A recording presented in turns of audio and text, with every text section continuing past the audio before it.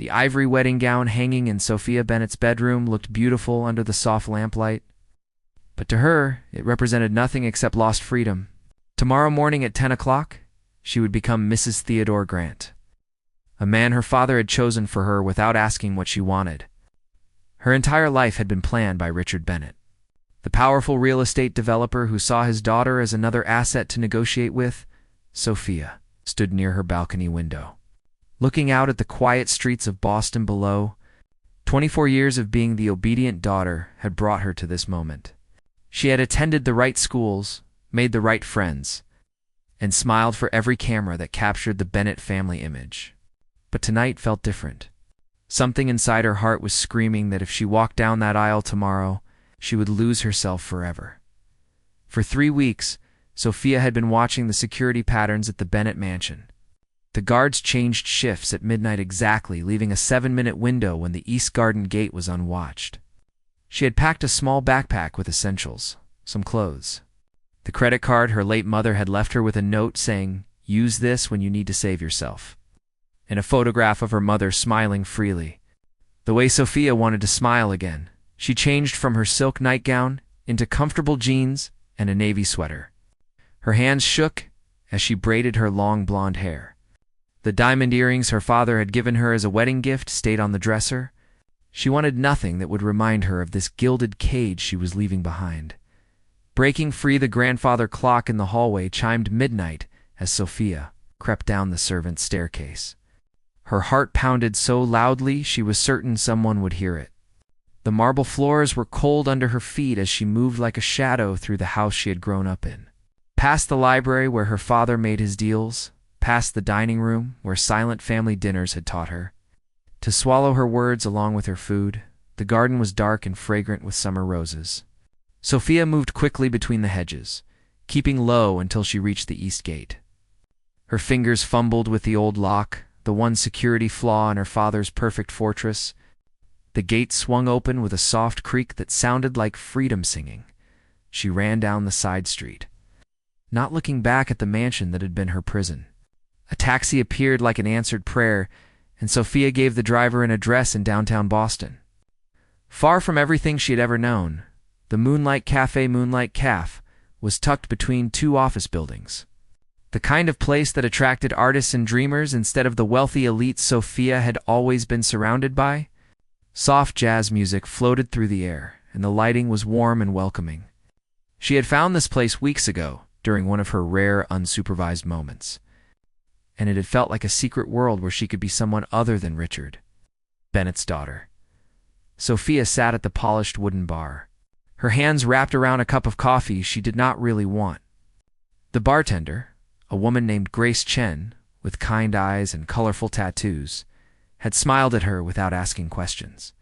That simple acceptance made Sophia want to cry. A stranger's voice, the voice came from beside her, deep and warm like summer thunder. Running away or running toward something? Sophia turned and found herself looking at the most captivating man she had ever seen. He had dark hair that curled slightly at his collar, gray eyes that seemed to see right through her careful composure, and a smile that was both confident and genuinely friendly.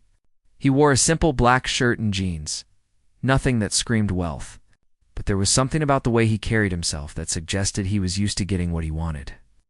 "Maybe both," Sophia answered. Surprising herself with her honesty, the stranger extended his hand. "Daniel Morgan." "Sophia," she replied, deliberately leaving off her last name. For one night, she just wanted to be Sophia, not a Bennett, not a bride, just herself. Talking until dawn, they talked for hours. And Sophia discovered that conversation could be this easy, this natural. Daniel told her about building his software company from nothing, about the challenges of success and the loneliness that came with always being seen for your money rather than yourself. His laugh was infectious. His observations about the world were sharp and thoughtful. Sophia found herself opening up in ways she never had before. She spoke about her love of painting, a passion her father had dismissed as a waste of time. She talked about dreaming of opening an art studio where people could create freely. She even admitted, after her 3rd cup of coffee, that she was supposed to be getting married in less than 10 hours. To a man she barely knew, Daniel's expression shifted when she said that, something flickering in his eyes that she could not quite read. What do you want, Sophia? Not what your father wants or what society expects. What does your heart want? No one had ever asked her that question. The weight of it made tears spring to her eyes. I want to feel like my life belongs to me. I want one night where I make choices because they feel right, not because they are expected. I want to know what it feels like to be seen for who I really am. An unexpected connection. Daniel reached across the space between them, his fingers gently brushing away a tear that had escaped down her cheek. Then let's give you that night. Let me show you what freedom feels like. They left the cafe together as the first hints of dawn began to lighten the sky. Daniel had a car waiting, a sleek vehicle that spoke of success, but not arrogance. He drove them to a hilltop overlook, where the entire city spread out below them. Lights twinkling like earthbound stars, standing there with the wind in her hair and Daniel's jacket around her shoulders because the morning air was cool. Sophia felt something shift inside her chest. This man, this stranger, who had appeared in a cafe at her darkest moment, made her feel more alive than she had ever felt in her carefully controlled life. Tell me about your dreams, Daniel said softly, standing close enough that she could feel the warmth radiating from him. The real ones, the ones you have never told anyone. So Sophia did. She talked about wanting to travel and see art in museums around the world, about wanting to paint sunrise scenes and teach children to express themselves through color, about wanting to fall in love with someone who chose her, not her father's business connections. When Daniel kissed her as the sun broke over the horizon, it felt like the beginning of everything. The kiss ended, but Daniel kept Sophia close. His arms wrapped around her as they watched the city come alive below them. The sun painted everything gold and pink, and for the first time in her life, Sophia felt like she was exactly where she was meant to be. Not in a mansion surrounded by servants, not preparing for a wedding she never wanted, but here on this hilltop with a man who looked at her like she mattered. I should probably take you back, Daniel said quietly. Though his arms tightened around her as if he did not want to let go, Sophia shook her head. Not yet. I have a few more hours before my life stops belonging to me. Can we just keep going? I want to see more of the world beyond the walls I have lived in. Daniel smiled, that devastating smile that made her heart race. Then let's make every minute count. The adventure begins. They drove through the waking city, Daniel pointing out places Sophia had never noticed despite living in Boston her entire life. A tiny bookstore that opened at dawn for early readers. A bakery where the owner made fresh bread that filled the street with warmth. A park where musicians gathered to practice before the day officially started. Daniel parked near the harbor, and they walked along the waterfront, hand in hand. The normalcy of it felt revolutionary to Sophia. She had attended countless charity galas and business dinners, but she had never simply walked through the city holding hands with someone who wanted nothing from her except her company. Tell me about your business, Sophia said, as they sat on a bench watching boats drift past.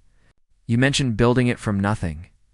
Daniel leaned back, his shoulder touching hers. I grew up in a small town in Maine. My parents ran a hardware store, and we never had much money, but we had enough.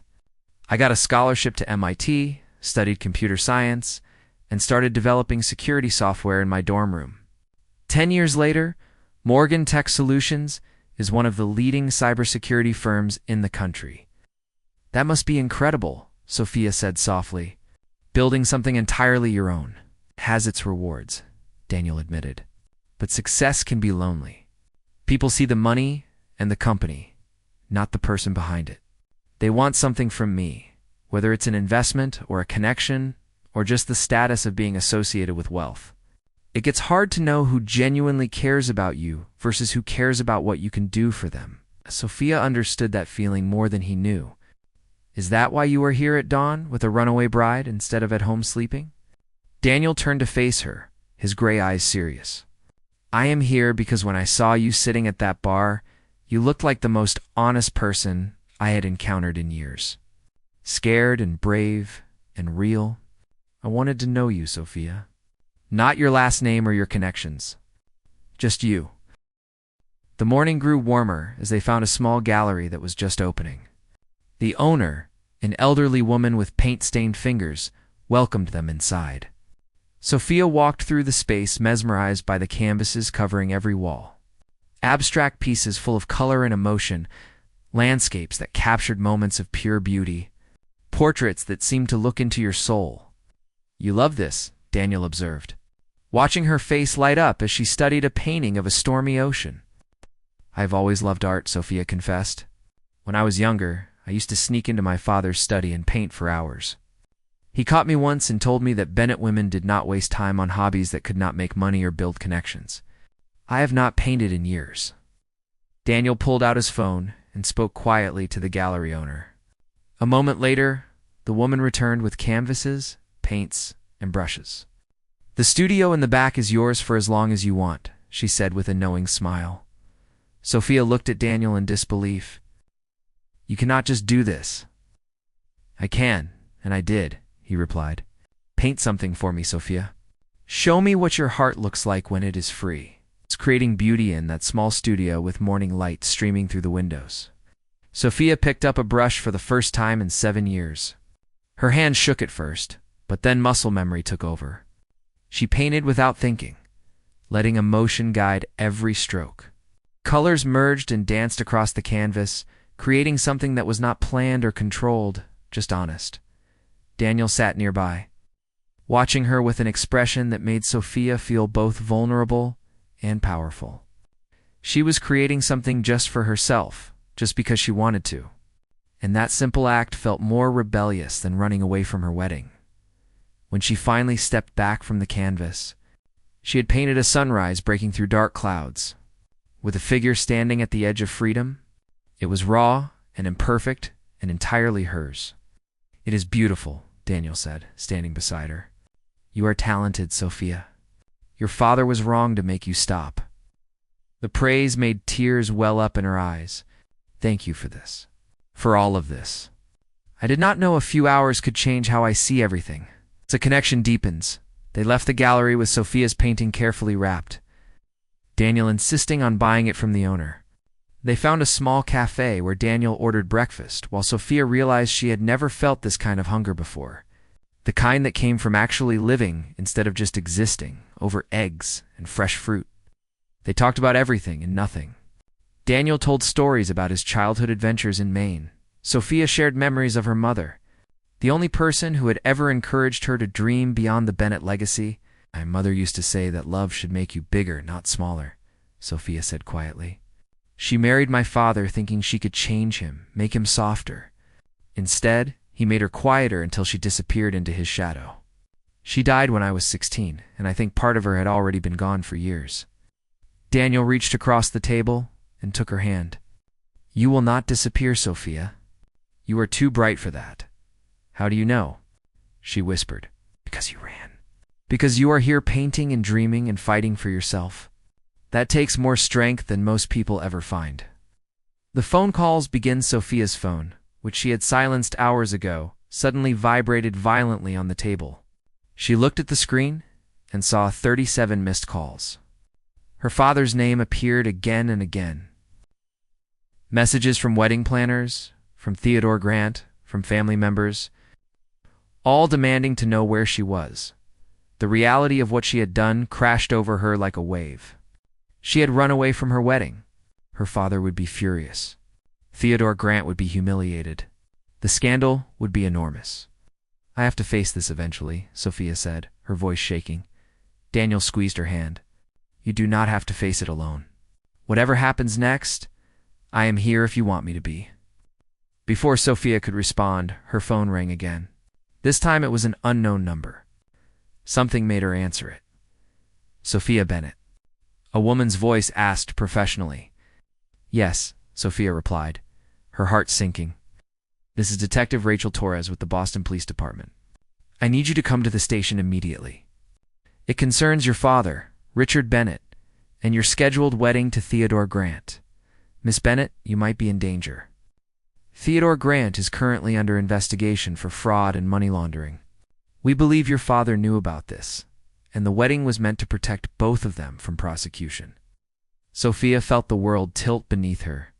She looked at Daniel, whose expression had gone very still. "There is something I need to tell you," Daniel said quietly. "I did not meet you by accident tonight." Sophia stared at Daniel, her hand still gripping the phone where Detective Torres waited for her response. The morning sunlight that had felt so warm moments ago now seemed harsh and revealing. "What do you mean you did not meet me by accident?"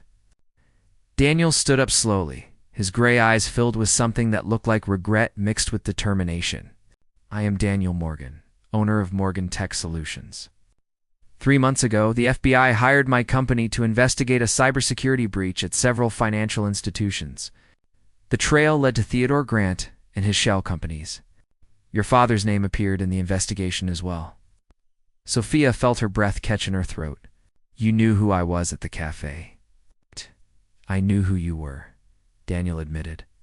"I had been trying to find a way to warn you about Grant without compromising the investigation. When I saw you at the Moonlight Cafe last night, running away from your wedding, I took the chance to talk to you. But Sophia, everything that happened after that, everything we shared, that was real. I was not pretending about how I feel." The detective's voice came through the phone speaker, which Sophia had forgotten she was still holding. "Miss Bennett, we need you to come in now. Your safety is our priority." "I will bring her," Daniel said firmly. "Detective Torres, this is Daniel Morgan. I am with Miss Bennett, and I will ensure she gets to the station safely." Racing against time, Daniel drove quickly but carefully through the city's streets while Sophia sat in silence, trying to process everything. The man she had opened her heart to had known exactly who she was from the beginning. He had been investigating her father and her fiancé, and yet when she looked at him, she still felt that same connection that had made her trust him in the first place. "I understand if you hate me," Daniel said quietly, his eyes on the road. "I should have told you the truth immediately. But Sophia, I need you to believe that everything I said about you, about us, that was genuine. The investigation brought me to you, but what I feel has nothing to do with business or crime or any of that." Sophia watched the city blur past her window. "My whole life, people have lied to me or used me for something. My father used me to secure business deals. Theodore wanted me to legitimize his stolen money. And you used me to get information about a case." "No," Daniel said firmly, pulling the car over to the side of the road. He turned to face her completely. "I did not use you. Yes, I knew who you were when I approached you. Yes, I was hoping to find a way to protect you from marrying a criminal. But I did not ask you about your father's business. I did not pump you for information. I spent those hours with you because you are extraordinary, Sophia, because your laugh made me happy and your dreams made me want to help you achieve every single one of them." Tears streamed down Sophia's face. "How do I know what is real anymore?" Daniel gently wiped her tears away with his thumb. "Because you feel it, the same way I feel it. What we have is not based on lies or investigations or family names. It is based on two people who saw each other, truly for the first time, and recognized something worth fighting. For at the police station, Detective Rachel Torres was a sharp-eyed woman in her 40s who welcomed them into her office with professional courtesy. She laid out the evidence carefully, explaining how Theodore Grant had been running an elaborate fraud scheme for years, using his real estate investments as fronts for laundering money from various illegal sources. Your father, Richard Bennett, was aware of at least some of Grant's activities, Detective Torres said gently.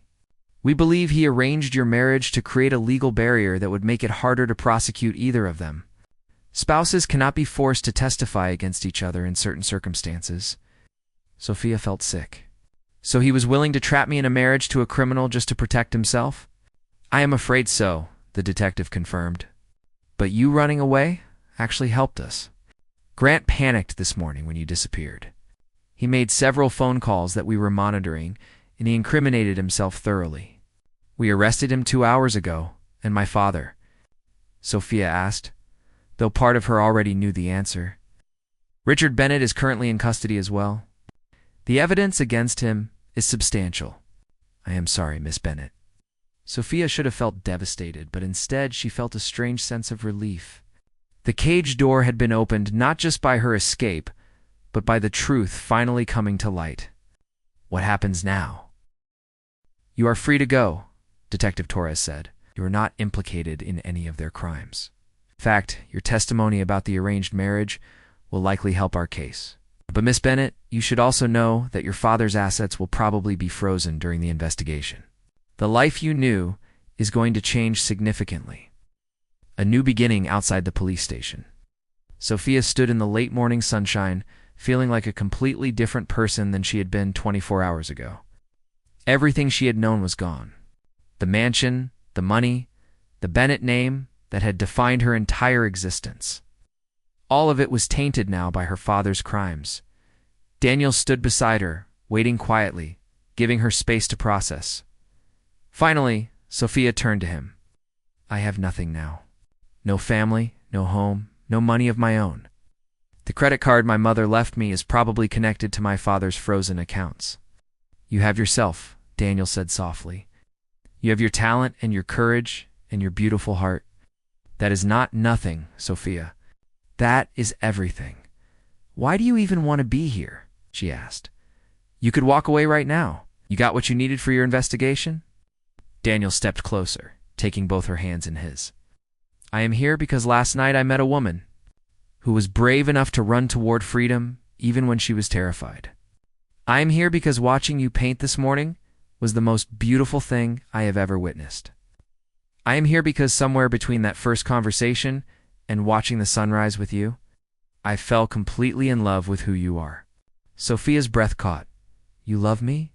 You barely know me. I know that you are kind and strong and creative, Daniel said. No. That you dream of opening an art studio and teaching children to express themselves.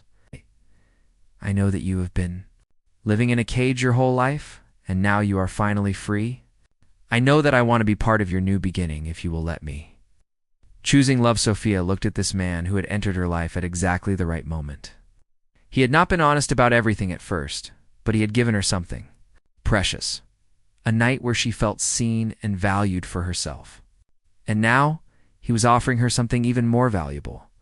A future built on truth and choice and love. I do not know how to do this, Sophia admitted. I have never made my own decisions before. I have never been in a real relationship.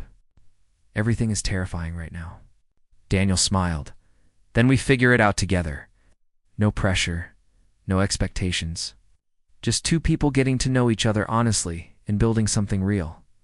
What if I fail? What if I cannot make it on my own? You will not be on your own, Daniel promised. I am not trying to save you or control you, Sophia. I am offering to walk beside you while you save yourself. There is a difference. Sophia thought about her mother's words that love should make you bigger, not smaller.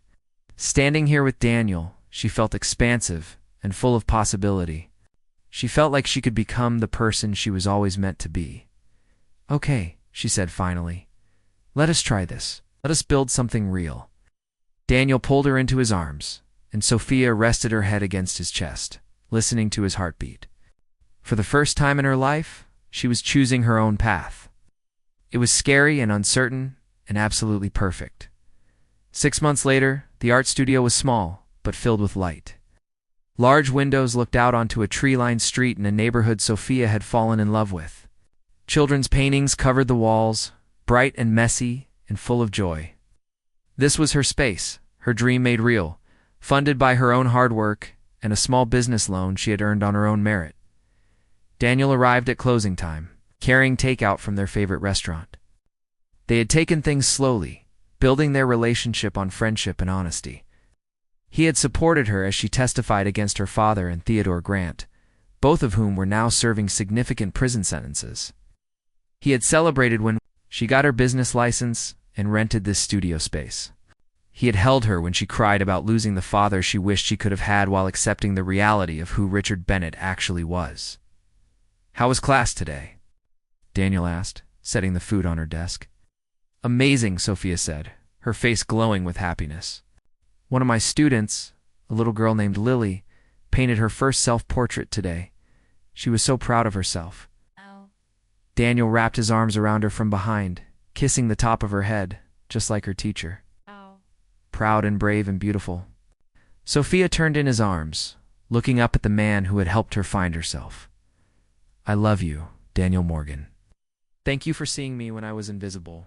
I love you too, he replied. Thank you for running away that night and giving me the chance to know the most incredible woman I have ever met. They kissed in the fading afternoon light, surrounded by art and dreams in the future they were building together. Sophia had escaped a forced wedding at midnight and found something far more valuable than the millionaire lifestyle she had left behind. She had found freedom, purpose, and a love that made her bigger, braver, and entirely herself. Outside the studio, the city hummed with life and possibility.